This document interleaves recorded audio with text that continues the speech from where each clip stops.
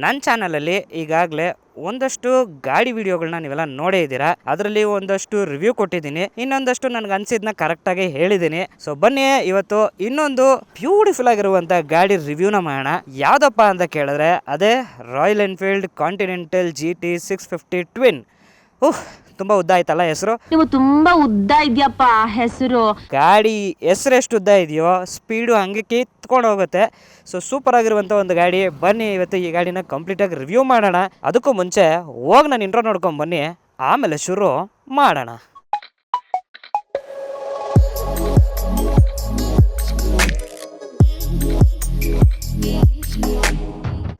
So ಬನ್ನಿ, ಈಗ ಮೊದಲನೇದಾಗಿ ಗಾಡಿ ಕೀನ ಆನ್ ಮಾಡಿಬಿಟ್ರೆ ನೋಡಿ ಕಂಪ್ಲೀಟಾಗಿ ಒಂದು ಶಿಫ್ಟ್ನ ತೊಗೊಳುತ್ತೆ. ಈಗ ಇಂಜಿನ್ ಕಿಲ್ ಸ್ವಿಚ್ಚು ಆನ್ ಮಾಡಿ ನೋಡಿ, ಇಲ್ಲಿ ಸೌಂಡ್ ಕೇಳಿಸ್ಕೊಳ್ಳಿ ಹೆಂಗಿದೆ ಅಂತ.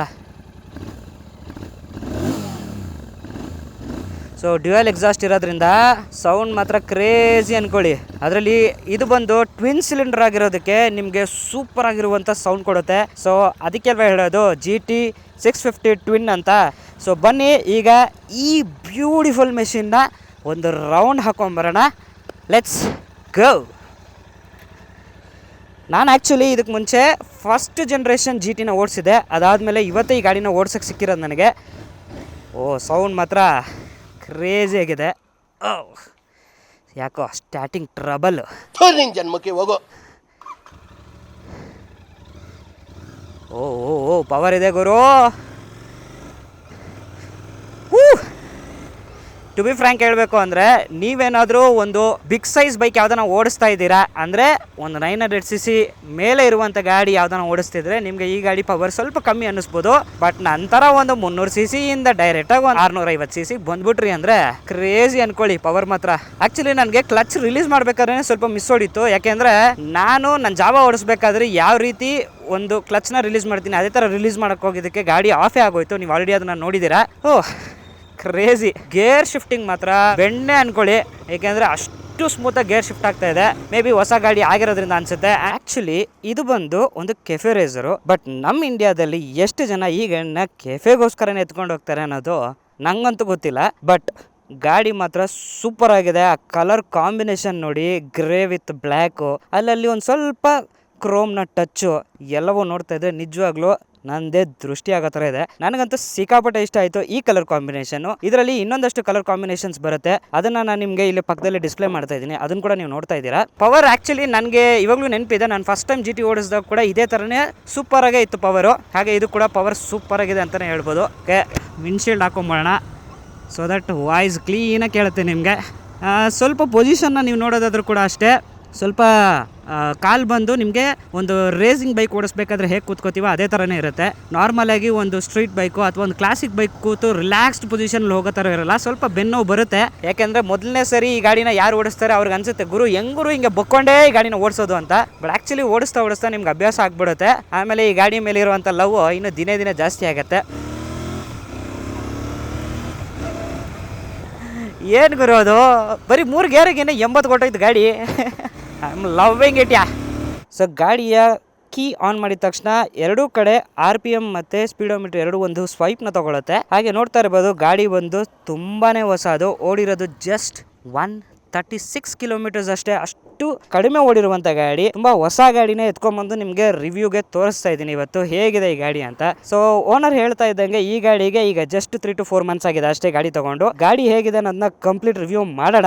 ಅದಕ್ಕೂ ಮುಂಚೆ ಹೋಗಿ ಒಂದು ಸ್ಲೋಮೋ ನೋಡ್ಕೊಂಡು ಬಂದ್ಬಿಡಿ. Lights, camera, shots.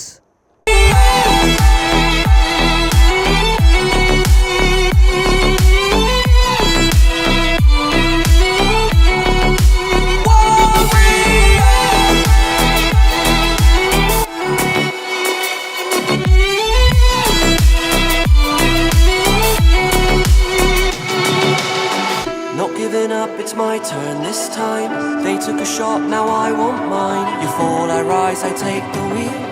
So this is how it feels. So ಇಂಥ ದೊಡ್ಡ ಗಾಡಿನಲ್ಲಿ ನಿಮಗೆ ಎಷ್ಟೇ ಮಳೆ ಬಂದರೂ ಕೂಡ ಹೇಗೆ ನಾವು ಈ ಥರ ಸ್ಪೀಡ್ ಚೆಕ್ನ ಮಾಡ್ಬೋದು ಅನ್ನೋದಾದರೆ, ಇದರಲ್ಲಿ ಆ್ಯಕ್ಚುಲಿ ಡ್ಯುಯಲ್ ಚಾನೆಲ್ ABS ಇರುತ್ತೆ. ಸೊ ಇನ್ ಕೇಸ್ ಬ್ರೇಕ್ ಹಾಕಿದ್ರು ಕೂಡ ಎಲ್ಲೂ ಸ್ಕಿಡ್ ಆಗಲ್ಲ, ಎಲ್ಲಿ ನಿಂತ್ಕೋಬೇಕು ಅಲ್ಲೇ ನಿಂತ್ಕೊಳ್ಳುತ್ತೆ. ಆ್ಯಂಡ್ ಹೊಸ ಗಾಡಿ ಆಗಿರೋದ್ರಿಂದ ನಿಮಗೆ ಟೈರ್ಸ್ ಕೂಡ ಹೊಸದಿರೋದ್ರಿಂದ ನಿಮಗೆ ವೆಟ್ ಕಂಡೀಷನ್ಸ್ನಲ್ಲಿ ಕೂಡ ಈ ಗಾಡಿ ಚೆನ್ನಾಗೇ ಪರ್ಫಾರ್ಮ್ ಮಾಡುತ್ತೆ. ನೋಡಿ ಬ್ರೇಕ್ ಹಾಕಿದ ತಕ್ಷಣ ಪಟ್ ಅಂತ ನಿಂತ್ಕೊಂಡ್ಬಿಡುತ್ತೆ, ಹಂಗೆ ಕ್ರೇಜಿ ಆಗಿದೆ ಬ್ರೇಕ್ಸ್ ಮಾತ್ರ. ಈ ಗಾಡಿಯ ಇಂಜಿನ್ ಸ್ಪೆಸಿಫಿಕೇಶನ್ಗೆ ಬರೋದಾದ್ರೆ 647.95 cc 47.4 PS ಪವರ್ ಇದೆ. ಹಾಗೆ 52.3 Nm ಟಾರ್ಕ್ ಇರುವಂತ ಒಂದು ಸೂಪರ್ ಬೈಕ್ ಅಂತಾನೆ ಹೇಳ್ಬೋದು. ಯಾವ ಬೋಳಿ ಮಗನಿಗೆ ಅರ್ಥವಾಗುತ್ತದೆ. ಹಾಗೆ ಮೈಲೇಜ್ ನ ಬಂದು ಕಂಪನಿಯವರು 27 ಕ್ಲೇಮ್ ಮಾಡ್ತಾರೆ. ಬಟ್ ನನಗೆ ಗೊತ್ತಿರಂಗೆ 27 ಸಿಟಿಯಲ್ಲಿ ಬರೋದು ಸ್ವಲ್ಪ ಡೌಟೇ. ಬಟ್ ಆಕ್ಚುಲಿ ಈಗ ತುಂಬಾನೇ ಮಜಾ ಕೊಡ್ತಿದೆ ಗಾಡಿ ಮಾತ್ರ. I am literally loving it. Because royal Enfield ನಿಮ್ಗೆ ಗೊತ್ತು, ಯಾರೇ ರಾಯಲ್ ಎನ್ಫೀಲ್ಡ್ ಇಟ್ಕೊಂಡಿದ್ರು ಗುರು ಹೆವಿ ವೈಬ್ರೇಷನ್ ಗುರು, ಅದೇನ್ ಗುರು ಮೆಟಲ್ ಹಾಕಿ ಹಂಗ್ ತುಂಬಿಟ್ಟಿದಾನೆ ಬರೀ ವೈಬ್ರೇಷನ್ ಗಾಡಿ ಅಂತ ಎಲ್ಲರೂ ಹೇಳ್ತಾ ಇರ್ತಾರೆ. ಬಟ್ ಆಕ್ಚುಲಿ ನನ್ಗೆಲ್ಲೂ ವೈಬ್ರೇಷನ್ ಅಂತ ಫೀಲ್ ಆಗ್ತಿಲ್ಲ ಆಸ್ ಆಫ್ ನೌ. ಒಂದು 80 ಸ್ಪೀಡ್ ಹೋಗೋವರೆಗೂ ನನ್ಗೆಲ್ಲೂ ಅಂತ ವೈಬ್ರೇಷನ್ ಕಂಡಿಲ್ಲ. ಮೇ ಬಿ 100 ಸ್ಪೀಡ್ಸ್ ಮೇಲೆ ಹೋದ ಮೇಲೆ ಒಂಚೂರು ಕಾಣಬಹುದು ಅಂತ ಅನ್ಸುತ್ತೆ. ಬಿಕಾಸ್ ವಿಂಡ್ ಸಿಲಿಂಡರ್ ಅದರಿಂದ ನಿಮಗೆ ಪವರ್ ಹೆಂಗ್ ಕೊಡುತ್ತೋ ಹಾಗೆ ಲೈಟ್ ಆಗಿ ಆ ವೈಬ್ರೇಷನ್ಸ್ ಕೂಡ ಇರುತ್ತೆ. ಅಂಡ್ ವಿಂಡ್ ಬ್ಲಾಸ್ಟ್ ಕೂಡ ಹೆವಿ ಇರುತ್ತೆ ಅಂತ ಅನ್ಕೊಳ್ಳಿ. ಯಾಕೆಂದ್ರೆ ಇದ್ರಲ್ಲಿ ನಿಮಗೆ ವಿಂಡ್ ಶೀಲ್ಡ್ ಆಗಿರ್ಬೋದು, ಯಾವುದೇ ರೀತಿಯದಿಲ್ಲ. ಕೆಫೆ ರೇಸರ್ ಆಗಿರೋದ್ರಿಂದ ನಿಮಗೆ ಇದಕ್ಕೆ ಅಟ್ಯಾಚ್ಮೆಂಟ್ಸ್ ಬೇಕಾದ್ರೆ ಬರುತ್ತೆ. ನೀವು ಅಟ್ಯಾಚ್ಮೆಂಟ್ಸ್ ನ ಬೇಕಾದ್ರೆ ಫಿಕ್ಸ್ ಮಾಡಿಸ್ಕೋಬಹುದು. ಹಾಗೆ ಈ ಗಾಡಿಯ ಕರ್ಬ್ ವೈಟ್ ಬಂದು 214 kg. ಓ ಮೈ ಗಾಡ್, ಸಿಕ್ಕಾಪಟ್ಟೆ ತೂಕ ಇರುವಂತ ಗಾಡಿ ಅಂತ ಹೇಳ್ಬೋದು. ಒಳ್ಳೆ ಎಮ್ಮೆ ಇದ್ದಂಗಿರುತ್ತೆ. ಅಕಸ್ಮಾತ್ ಏನಾದ್ರು ಪೆಟ್ರೋಲ್ ಖಾಲಿ ಆಗೋದ್ರೆ ಗೀತಾ ಗೋವಿಂದಮ್ಮೆ ಎಲ್ರಿಗೂನು. ಸೊ ನೋಡಿ, ಈ ಥರ ಮಲ್ಕೊಂಡು ಹಿಂಗೆ ಓಡಿಸೋದ್ರಲ್ಲೇ ಇರೋದು ಮಜಾ ಈ ಗಾಡಿ. ನೀವು ಕೂತ್ಕೊಂಡು ಓಡಿಸ್ತೀರ ಅಂದ್ರೆ ಮಜಾ ಇಲ್ಲ, ಹಿಂಗೆ ಮಲ್ಕೊಂಡು ಹಿಂಗೆ ಓಡಿಸ್ಬೇಕು. ಸೊ ಬನ್ನಿ, ಈಗ ಒಂದಷ್ಟು ಟ್ರಾಫಿಕ್ ಇದೆ, ಟ್ರಾಫಿಕಲ್ಲಿ ಒಂದು ಸ್ವಲ್ಪ ಗಾಡಿ ಓಡಿಸ್ ನೋಡೋಣ ಹೇಗಿದೆ ಅಂತ. ಟ್ರಾಫಿಕಲ್ಲೂ ಅದೇ ಥರ ಫೀಲ್ ಆಗುತ್ತಾ ಗಾಡಿ ಅಥವಾ ಚೆನ್ನಾಗಿ ಅನ್ಸುತ್ತಾ ನೋಡೋಣ. ಸೊ ಮುಂದೆ ಸ್ವಲ್ಪ ಟ್ರಾಫಿಕ್ ಕಾಣ್ತಿದೆ ನನಗೆ, ನೋಡ್ಬೋದು ಬಂಪರ್ ಟು ಬಂಪರ್ ಟ್ರಾಫಿಕ್ ಇದೆ. ಇದಕ್ಕಿನ್ನ ಬೇಕಾ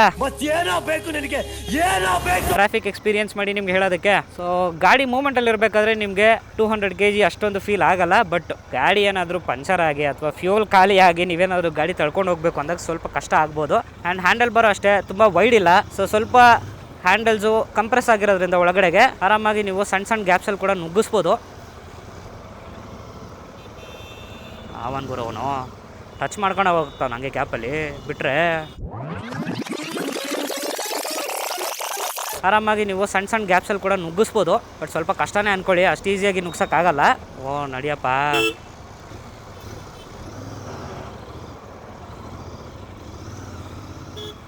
ಹಾಂ ಇವನು ನೋಡಿ ಅವನು ಯಾಕಂದ್ರೆ ನನ್ನ ಮಗ ಹೆಂಗೆ ಬರ್ತಾವನೆ. ಪರವಾಗಿಲ್ಲ ಗುರು, ಅಷ್ಟೊಂದೇನು ಕಷ್ಟ ಅನ್ನಿಸ್ತಿಲ್ಲ ಟ್ರಾಫಿಕಲ್ಲಿ ಓಡಿಸೋದಕ್ಕೆ. ಇನ್ನು ಸ್ವಿಚ್ ವಿಷಯಕ್ಕೆ ಬರೋದು,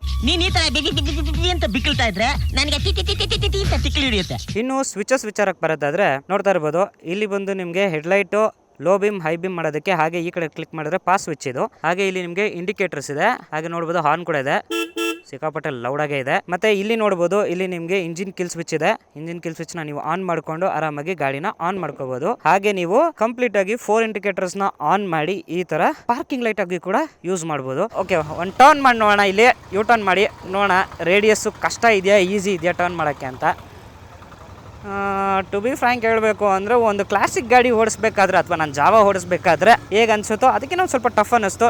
ಸ್ವಲ್ಪ ರೇಡಿಯಸ್ ಕಷ್ಟ ಅನ್ನಿಸ್ತಿದೆ ಟರ್ನ್ ಮಾಡಬೇಕಾದ್ರೆ, ಯೂ ಟರ್ನ್ಸ್ ಮಾಡಬೇಕಾದ್ರೆ ಎಸ್ಪೆಷಲಿ. ಬಟ್ ನನಗೆ ಗೊತ್ತಿರೋಂಗೆ ನಾರ್ಮಲ್ ಆಗಿ ನೀವು ರೈಟ್ ಟರ್ನ್ಸ್ ಲೆಫ್ಟ್ ಟರ್ನ್ಸ್ ತೊಗೋಬೇಕಾದ್ರೆ ನಿಮ್ಗೆ ಅಷ್ಟೊಂದು ಹಿಂಸೆ ಅನಿಸಲ್ಲ. ಬಟ್ ನನಗೆ ಆಲ್ರೆಡಿ ಲೆಫ್ಟ್ ಹ್ಯಾಂಡಲ್ಲಿ ಸ್ವಲ್ಪ ಪೇಯ್ನ್ ಫೀಲ್ ಆಗ್ತಿದೆ.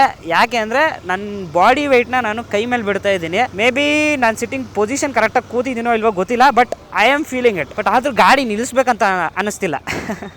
ಸೊ ಈ ಗಾಡಿ ಓನರ್ ಹೇಳ್ದಂಗೆ ಗಾಡಿನ ತುಂಬ ಕಷ್ಟಪಟ್ಟು ಇಷ್ಟಪಟ್ಟು ದುಡ್ಡು ಸೇರಿಸಿಟ್ಟು ಈ ಗಾಡಿನ ತೊಗೊಂಡಿದ್ದಾರೆ.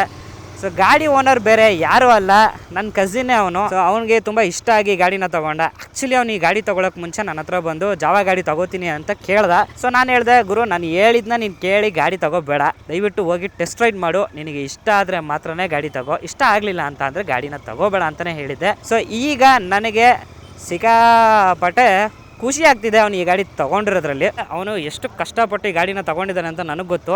ಎಷ್ಟೊಂದು ಕೆಲಸಗಳನ್ನ ಮಾಡಿ ಅದ್ರ ಜೊತೆಗೆ ದುಡ್ಡನ್ನ ಸೇವ್ ಮಾಡಿ ಈ ಗಾಡಿನ ತೊಗೊಂಡಿದ್ದಾನೆ. ಸೊ ಅಷ್ಟು ಕಷ್ಟ ಇಲ್ದಿರ ಈ ಗಾಡಿ ಅವನ ಹತ್ರ ಬರೋದಕ್ಕೆ ಚಾನ್ಸೇ ಇರಲಿಲ್ಲ.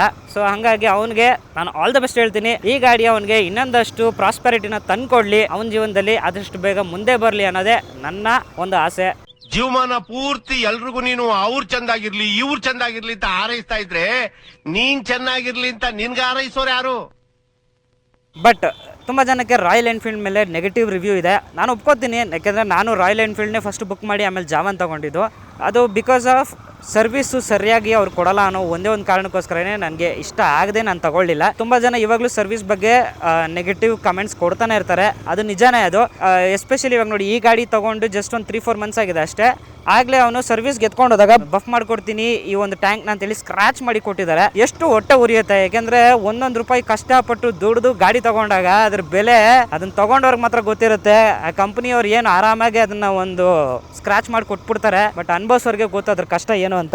ಇನ್ನು ಮೈಲೇಜು ಎಕ್ಸ್ಪೆಕ್ಟ್ ಮಾಡಬಾರ್ದು, ಯಾಕೆ ಅಂದರೆ 650cc ಗಾಡಿ, ಅದ್ರ ಜೊತೆಗೆ ಟ್ವಿನ್ ಸಿಲಿಂಡರ್ ಗಾಡಿ ಆಗಿರೋದ್ರಿಂದ ನಿಮಗೆ ಮೈಲೇಜು ಸಿಟಿನಲ್ಲಿ ಜಾಸ್ತಿ ಕೊಡಲ್ಲ. ಹೈವೇನಲ್ಲಿ ಥ್ರಾಟಲ್ಲು ನಿಮಗೆ ಕರೆಕ್ಟಾಗಿರೋದ್ರಿಂದ ಸ್ವಲ್ಪ ಮೈಲೇಜ್ ಬರ್ಬೋದು. ಕಂಪ್ನಿಯವ್ರು ಕ್ಲೇಮ್ ಮಾಡೋ ಥರ 27 ಈಸಿಯಾಗಿ ಬರುತ್ತೆ ಅನಿಸುತ್ತೆ ಹೈವೇನಲ್ಲಿ. ಸಿಟಿನಲ್ಲಿ ನಿಮಗೆ ಒಂದು 24ಇಂದ 25ವರೆಗೂ ಬರ್ಬೋದು ಅಂತ ನನ್ನ ಅಂದಾಜು. ಆ್ಯಂಡ್ ತುಂಬ ಜನ ಹುಡುಗರನ್ನ ನಾನು ನೋಡಿದ್ದೀನಿ ಈಗಿನ ಕಾಲದಲ್ಲಿ ಗಾಡಿ ಬೇಕು ಅಂತ ಮನೇಲಿ ಹಿಂಸೆ ಮಾಡಿ ಗಾಡಿ ಕೊಡಿಸ್ಕೋತೀರಾ. ನಾನು ನಿಮಗೆ ಹಿಂಸೆ ಮಾಡಬೇಡಿ, ಮನೆಯಲ್ಲಿ ಗಾಡಿ ಕೊಡಿಸ್ಕೋಬೇಡಿ ಅಂತ ಹೇಳಲ್ಲ, ಬಟ್ ನಿಮ್ಮ ಮನೆ ಪರಿಸ್ಥಿತಿನ ಫಸ್ಟು ನೋಡಿ ಹೇಗಿದೆ ಅಂತ.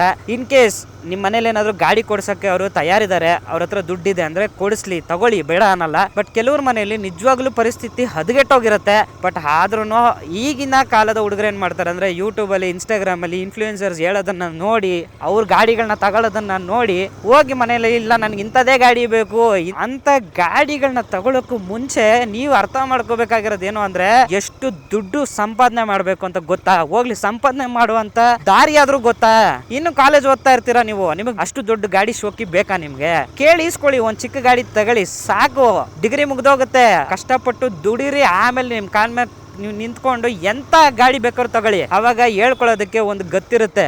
ನೀವು ಸುಮ್ಮನೆ ಮನೆಯಲ್ಲಿ ಪೀಡಿಸ್ಬಿಟ್ಟು ನೀವು ಗಾಡಿ ತಗೋಬಿಟ್ರೆ ನಿಜವಾಗ್ಲೂ ಅದರಿಂದ ಯಾವ ಖುಷಿನೂ ಇರಲ್ಲ. ಕೊಡಿಸಿರೋರು ಕೂಡ ನಿಮ್ಗೆ ಏನೋ ಹಿಂಸೆ ಕೊಡ್ತಾವನೆ ಅಂತ ಕೊಡಿಸಿರ್ತಾರೆ, ಅವರು ಏನು ಖುಷಿಯಿಂದ ಕೊಡಿಸಿರಲ್ಲ. ಅಕಸ್ಮಾತ್ ಅವ್ರು ಖುಷಿಯಿಂದ ಕೊಡಿಸಿದಾರೆ ಅನ್ಕೊಳ್ಳಿ, ನೀವು ಚೆನ್ನಾಗಿ ಗಾಡಿನ ಓಡಿಸ್ಕೊಂಡು ಬದುಕಿದ್ರೆ ನಿಜವಾಗ್ಲೂ ಅವ್ರ ಪುಣ್ಯ. ಎಷ್ಟು ಇನ್ಸಿಡೆನ್ಸಸ್ ನಿಮ್ಗೆ ವರುಣ್ ಆರಾಧ್ಯ ಗೊತ್ತೇ ಇದಾರೆ, ಇನ್ಫ್ಲೂಯೆನ್ಸರ್. ಅವ್ರ ಫ್ರೆಂಡ್ ಕೂಡ ಇದೇ ತರ 650 ಇಂಟರ್ಸೆಪ್ಟರ್ ಅಲ್ಲಿ ಆಕ್ಸಿಡೆಂಟ್ ಆಗಿ ಸತ್ತೋದ. ಬಟ್ ಅವ್ನು ಕಷ್ಟಪಟ್ಟು ಗಾಡಿ ತಗೊಂಡಿದ್ದ, ಬಟ್ ಹೋಗಿ ಜೀವ ತಿರ್ಗಾ ಬರುತ್ತಾ ನಿಮ್ಗೆ? ನೀವಿನ್ನ ಚಿಕ್ಕ ಹುಡುಗರು, ಇವಾಗಿನ್ನೂ ಸಣ್ಣ ಪುಟ್ಟ ಗಾಡಿ ಓಡಿಸೋದು ಕಲ್ತಿರ್ತೀರಾ. ಒಂದೇ ಸರಿ ನೀವು 700cc 800cc ಗಾಡಿಗಳೇ ಬೇಕು ಅಂತೇಳಿ ಆ ಗಾಡಿಗಳನ್ನ ತೆಗೆಸ್ಕೊಳ್ಳೋದು, ಆಮೇಲೆ ಗಾಡಿ ಬೆಲೆ ಗೊತ್ತಾಗ್ದಿರ ಹೆಂಗಂದ್ರೆ ಗಾಡಿ ರೋಡಲ್ಲಿ ಓಡಿಸೋದು, ಅದರಿಂದ ನಿಮಗೂ ಪ್ರಾಬ್ಲಮ್. ಜೊತೆಗೆ ನೋಡಿ, ಈ ತರ ರೋಡಲ್ಲಿ ಯಾರೋ ನಡ್ಕೊಂಡು ಹೋಗ್ತಾ ಇರ್ತಾರೆ, ನಿಮಗೆ ಗಾಡಿ ಕಂಟ್ರೋಲ್ ಮಾಡಕ್ ಬರಲ್ಲ ಸಡನ್ ಆಗಿ, ಯಾಕೆಂದ್ರೆ ನಿಮ್ಗೆ ಎಕ್ಸ್ಪೀರಿಯನ್ಸ್ ಇರಲ್ಲ. ಸೊ ನಿಮ್ಗೆ ಚೆನ್ನಾಗಿ ಎಕ್ಸ್ಪೀರಿಯನ್ಸ್ ಆದ್ಮೇಲೆ ನೀವು ಎಂತ ದೊಡ್ಡ ಗಾಡಿ ಬೇಕಾದ್ರೂ ತಗೊಳ್ಳಿ, ಬೇಡ ಅನ್ನಲ್ಲ.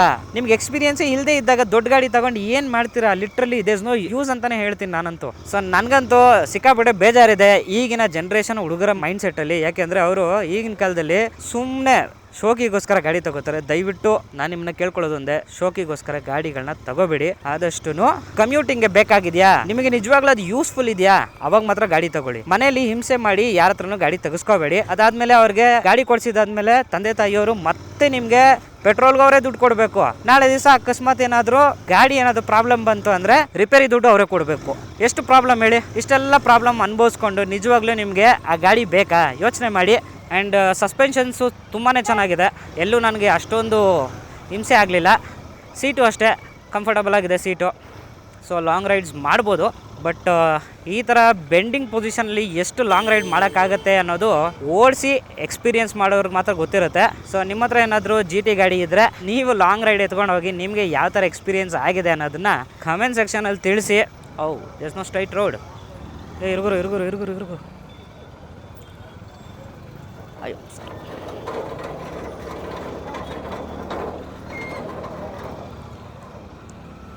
ಏನು ಪೊಲೀಸ್ ಅವ್ರಿಗೂ ನನಗೆ ಮೊದಲೇ ಕಾಲ ಅನ್ಸಲ್ಲ. ಇದ್ರಲ್ಲಿ ಸಡನ್ ಆಗಿ ಬ್ಯಾರಿಕೇಡ್ ಎಲ್ಲ ತೆಗೆದ್ಬಿಟ್ಟು ಸೈಕ್ ಮಾಡ್ತಾವ್ರೆ. ಸೊ ಗಾಡಿಯಲ್ಲಿ ಕೆಲವೊಂದು ಪ್ಲೇಸಸ್ನ ಮಾತಾಡಿದ್ವಿ, ಈಗ ಮೈನಸ್ ಕೂಡ ಮಾತಾಡೋಣ. ಏನಪ್ಪ ಗಾಡಿಯಲ್ಲಿ ಮೈನಸ್ಸು ಅಂದರೆ, ಮೊದಲನೇದಾಗಿ ಇದರಲ್ಲಿ ಕೆಫೆರೈಸರ್ ಆಗಿರೋದ್ರಿಂದ ನೀವು ತುಂಬ ಲಾಂಗ್ ರೈಡ್ಸ್ ಮಾಡೋದು ಸ್ವಲ್ಪ ಕಷ್ಟ, ಅಭ್ಯಾಸ ಆಗೋವರೆಗೂ. ಅಭ್ಯಾಸ ಆದಮೇಲೆ ಎಂಥ ಗಾಡಿ ಆದರೂ ಎಷ್ಟು ದೂರ ಬೇಕಾದ್ರೂ ಓಡಿಸ್ಬೋದು. ಸೊ ನನ್ನ ಕೇಳಿದ್ರೆ ನೀವೇನಾದರೂ ಕೆಫೆರೈಸರ್ ತಗೋತೀರಾ ಅಂತ ಅಂದರೆ 100 ಸರಿ ಯೋಚನೆ ಮಾಡಿ. ಪ್ಯಾಷನ್ ಇಲ್ದಿರೋ ಈ ಥರ ಗಾಡಿಗಳನ್ನ ತೊಗೊಳಕ್ಕೆ ಹೋಗ್ಬಿಡಿ. ಸೊ ಅದು ನನಗನ್ಸಿರೋ ಮೈನಸ್ಸು.